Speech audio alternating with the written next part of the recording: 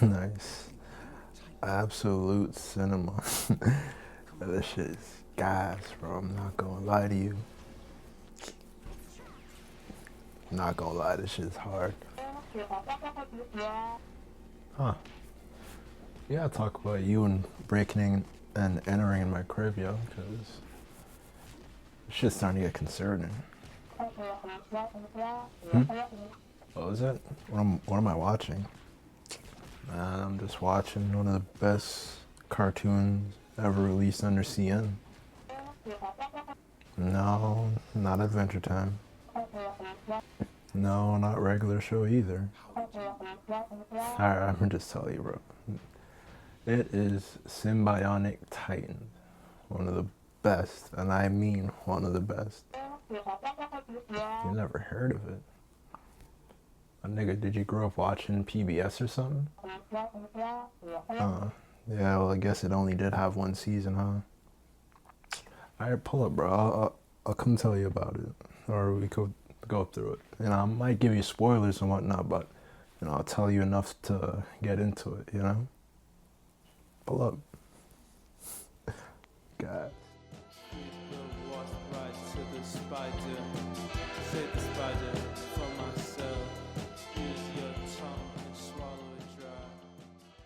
Alright, Brody, since you interrupt my watching, I might as well tell you about this show that I'm so invested in, or that I go back to watch time to time. Symbionic Titan may be a name that resonates with you, or scratches a certain part of your brain and you're like, oh, I've heard about that show. And I think I might have seen it, but it's just not clicking. Well, let me tell you why it should click. See, Symbionic Titan came out at a time when Cartoon Network was really trying to capitalize on the action-adventure cartoon series, or, you know, Ben 10, The Secret Saturdays, Generator Rex, you know, they all just kind of came out at the same time to, you know, capitalize on the whole. Ben 10 was really the first one to, like, catapult the whole genre into, you know, the limelight, but Symbionic Titan was, like, one of the ones that just fell through the cracks. Which sucks because it has everything that you would love about a TV show in today's day and age, or just in general. You like action? Come on, I know you like action. Yeah, okay, cool. You like comedy? Well, no surprise. That show got comedy too. It has everything, bro. I trust, like, action, adventure, comedy, romance. Well, I'm capping a little bit, like, the comedy is a little, it's like subtle comedy, you know? It's not like in your face comedy, but when the comedic moments show up, you know, you gotta love it, you know what I'm saying? They got a good story, likable characters, and a driving plot. Now you might be wondering, if this is such a good show like I'm claiming it to be, why did it get only one season and maybe like 12 episodes, I think? I'm gonna say 20. I'm gonna fact check that, but I'm gonna say 20.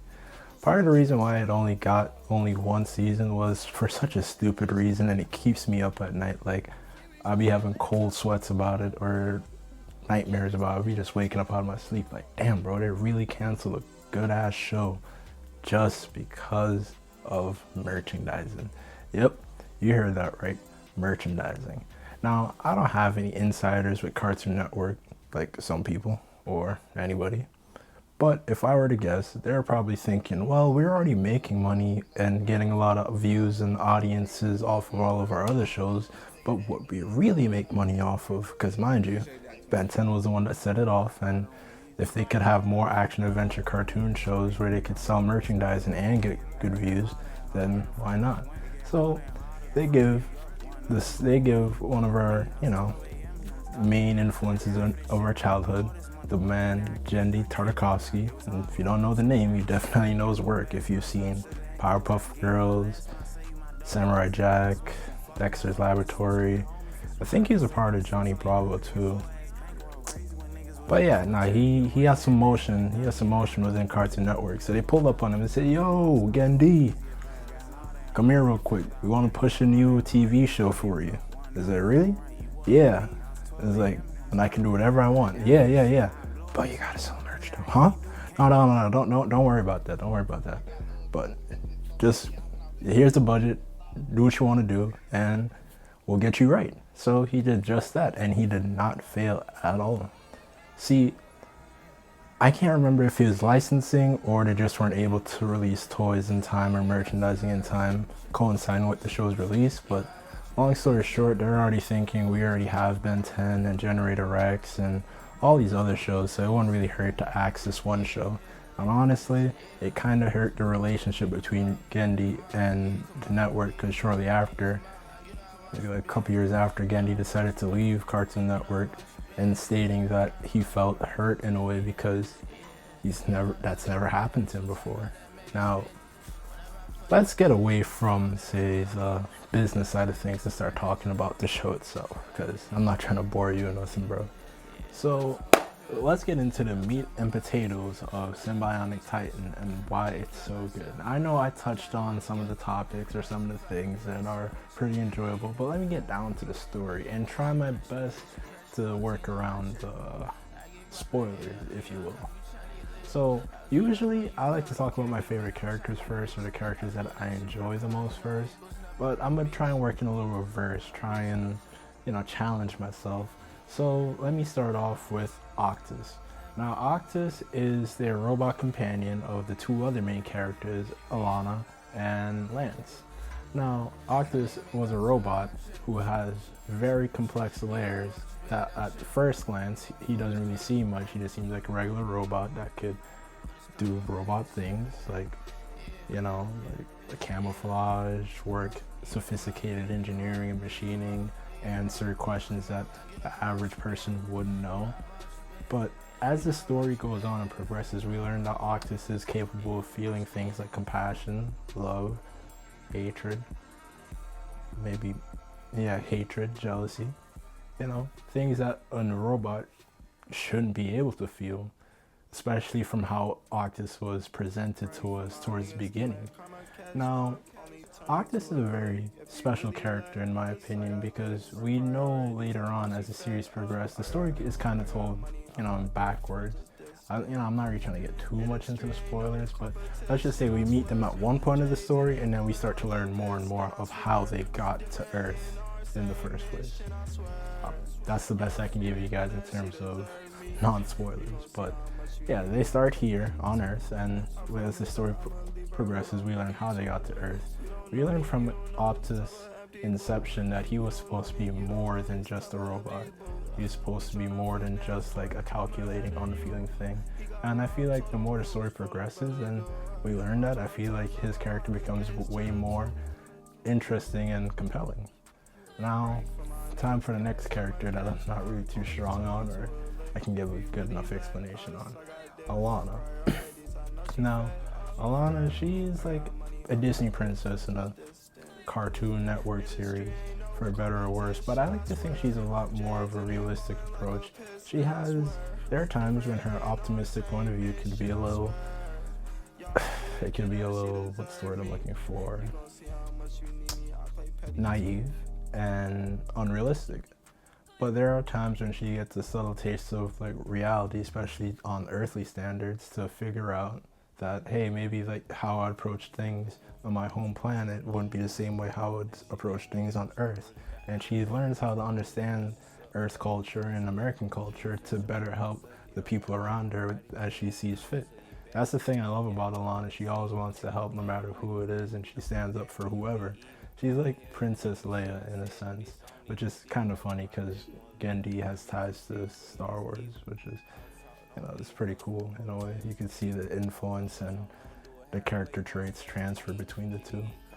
Now, I don't know, as Alana progresses, we learn that she's used to like some type of high society type of lifestyle, but she learns how to live life as a commoner in a sense, which it's kind of crazy to think about, because Octus, like I remember before, like whatever amount of cash they need, like he's a whole like treasury fund. Like he could dead give them $1 million if need be, or $1 million. So she's living a middle class lifestyle even though she doesn't need to, which is pretty cool. And I think she understands that, and it doesn't make her feel any different or indifferent about it. I think what I find enjoyable about her character is that even though she came from a certain type of lifestyle, she's able to adapt to live a middle class type of lifestyle, to understand people better, and understand her new surroundings better, which I find very endearing.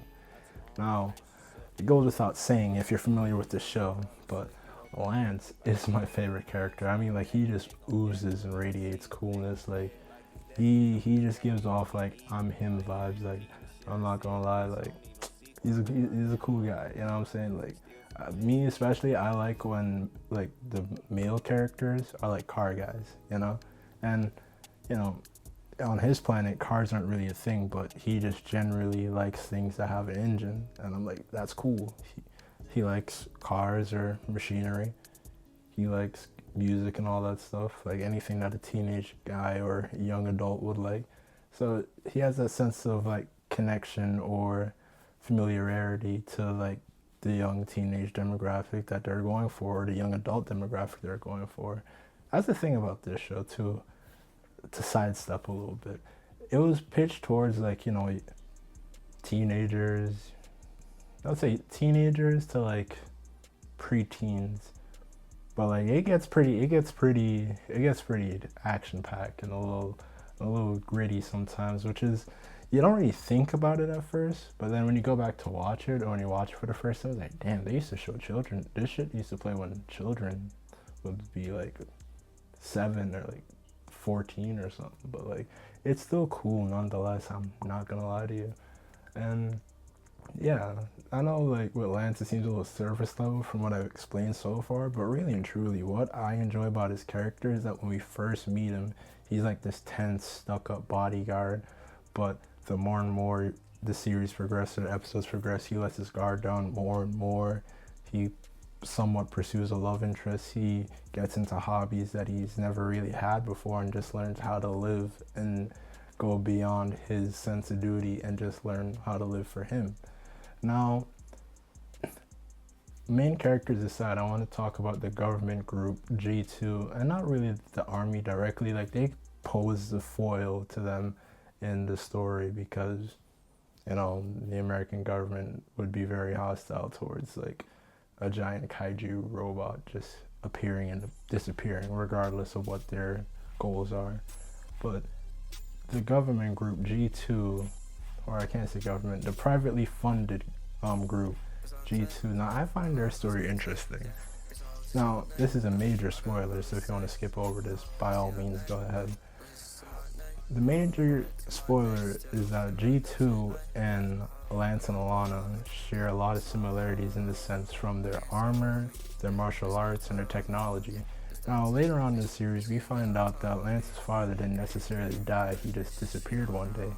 And I think that when he disappeared, he ended up on Earth, probably starting another family, and ended up raising another son, and taught his newer son, or his second son, his genius, teaching him how to, you know, Galilean like technology, engineering, theory, and physics and whatnot, and that transferred over into his son creating G2, because with the knowledge that his father is already an outsider, right? Or it just might be him. That's the thing. That's why I know I'm getting off track, but that's the thing why I get so mad that the story ended, because there's so much potential. There's so much more of the story that was there, that was ready to be told, but they just didn't want to. Yeah, sorry about that, y'all. My SD card just said it was full.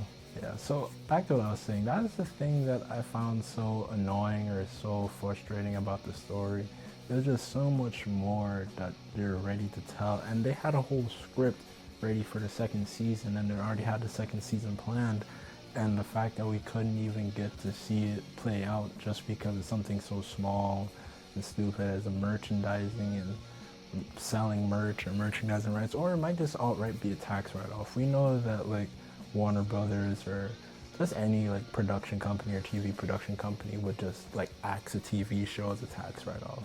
And I don't know, I feel like nowadays I'm a little bit more optimistic because Gendy has finally returned back to Cartoon Network, and last I checked, he had 2 series.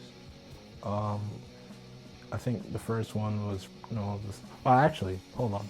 He came back to finish Samurai Jack because Samurai Jack got canceled, right? And it was a little rushed, but it was still a pretty good ending for all things considered. And he came back and started another show called Primal, which was doing pretty good last I checked. And there's another show that might have gotten canceled. Not quite sure. It was called Unicorn Space Warriors or some shit like that. Like, I'm not gonna lie, I cringe or I feel a little stupid saying or trying to say the name. I'm not gonna lie, but just look it up. But long story short, he's came back and he's currently working with Cartoon Network again. So if he sees, or if Cartoon Network, I feel like there's a high chance, or 50-50. Say 50, I'm not getting my hopes up, but there's a 50-50 chance he might come back and finish up or continue Symbionic Titan. And honestly, my goal with this video is to get y'all out there to watch it and, hopefully for the series to gain enough of a following so we can get it back, and we all win. Because if it's one thing I feel like we need more in terms of like Hollywood or production space is better stories and good stories, and this is a really good story that got axed for the wrong reasons, in my opinion. I get it if it's one thing that the audience wasn't there, the views weren't there, but for something like that, like a tax write-off for merchandising, I just feel like it's so dumb. But who knows, right?